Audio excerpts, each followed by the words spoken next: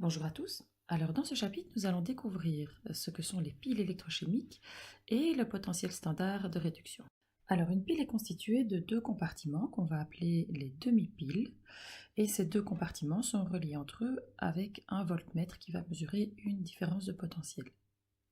La première demi-pile à gauche ici est constituée d'une solution qui contient du sulfate de cuivre qui vont donc générer des ions Cu2+ et SO4 2-, et d'un deuxième compartiment qui contient une solution de sulfate de fer avec des ions de fer 2+ et de SO4 2-. Il y a également deux électrodes. La première est constituée d'une tige de cuivre dans la solution de cuivre et la seconde est constituée d'une tige de fer dans la solution de fer. Entre les deux compartiments se trouve également un pont électrolytique qui est constitué ici d'un papier absorbant qui a été trempé dans une solution saturée de KNO3. Au cours du fonctionnement de la pile, on peut observer que la masse de l'électrode de cuivre augmente et que la masse de l'électrode de fer diminue.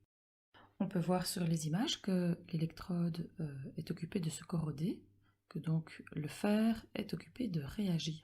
Et c'est ce qui explique la diminution de la masse de l'électrode de fer. Si la masse de l'électrode de cuivre augmente, c'est qu'en fait les ions Cu2+ se sont transformés en cuivre. Ils ont donc capté deux électrons. Dans l'autre compartiment, le fer a réagi et s'est transformé en ion fer 2+ et a libéré deux électrons. On a donc à gauche la réduction et à droite l'oxydation. Les électrons partent donc du compartiment de droite pour aller vers le compartiment de gauche. Ils quittent donc l'électrode qu'on appelle l'anode, qui est l'électrode négative et où se produit l'oxydation, pour aller vers la cathode, qui est l'électrode positive, où se passe la réduction. Anode, oxydation, cathode, réduction. Si on retire le pont électrolytique, il ne se passe plus rien. De même, au moment de la réaction, la concentration en ion Cu2+ diminue et la concentration en ion fer 2+ augmente. Il y a donc un déséquilibre des charges et la raison de la présence du pont électrolytique est de permettre de compenser ces charges en amenant des ions K+ du côté de la diminution du Cu2+ et des ions NO3- du côté de l'augmentation de Fe2+.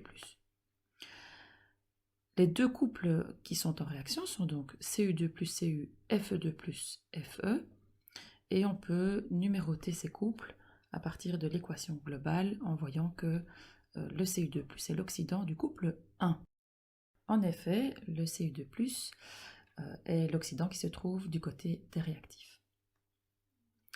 Le potentiel standard de réduction est en fait une mesure de la tendance d'un oxydant à perdre des électrons, donc à être réduit.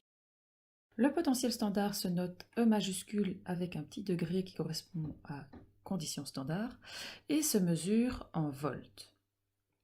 Alors on a établi un classement de tous les couples avec leur tendance à céder des électrons par rapport à un couple de référence. Ce classement se trouve à la page 230-231.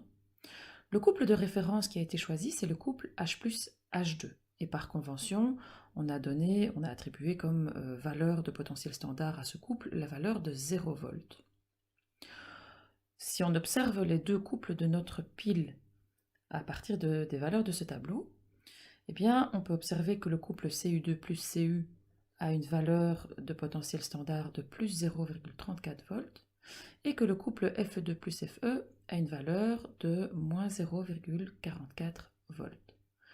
Cela signifie que le Cu2+ est un oxydant plus fort que le Fe2+ et que le fer est un réducteur plus fort que le cuivre.